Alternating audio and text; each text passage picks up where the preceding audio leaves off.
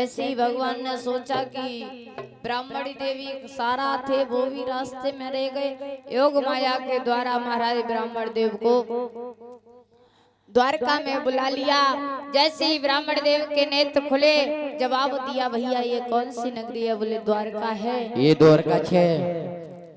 जवाब दिया कि महाराज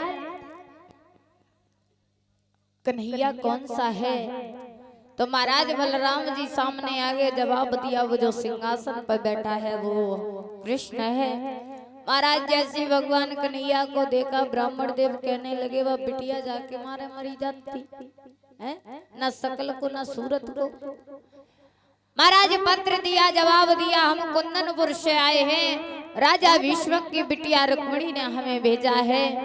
महाराज भगवान कन्हैया समझ गए। भगवान कन्हैया ने जवाब दिया, ब्राह्मण देव तुम हमारा एक काम कर देना। बोले क्या?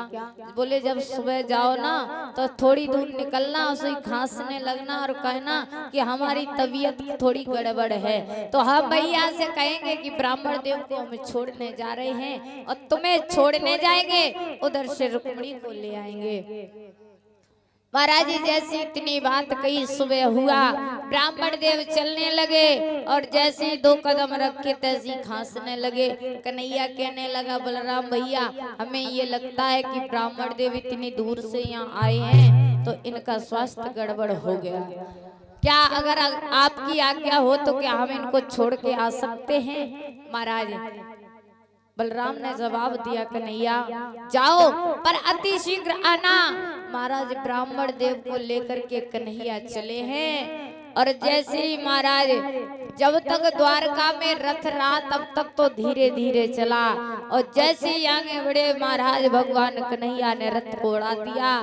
जाकर के महाराज कुंदनपुर में पहुंचा, मैया भगवती के मंदिर में रथ को खड़ा कर दिया। ब्राह्मण देव से कहा कि जाओ रुक्मिणी से कह देना कि यहीं आ जाए, हम अंदर नहीं आ सकते हैं, और भैया कुर्सी मंगा लो 2 आएगी, और चंदन की कटोरी कहाँ है? थाली में रखो। महाराज जैसे ही इधर से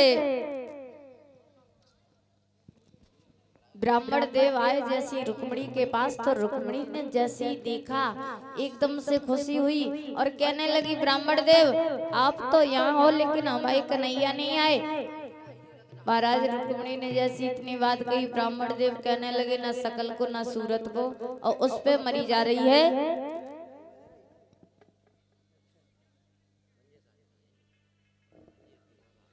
और इसी बीच में ये विनीता बुआ जी हमें 100 रुपए देकर के सम्मानित कर रही हैं, जो भजोरपुरा से आई हुई हैं। और इसी बीच में जॉली दीदी हमें 100 रुपए देकर के सम्मानित कर रही हैं, जो ग्राम बन्ना से आई हुई हैं। भगवान हमेशा इनके जीवन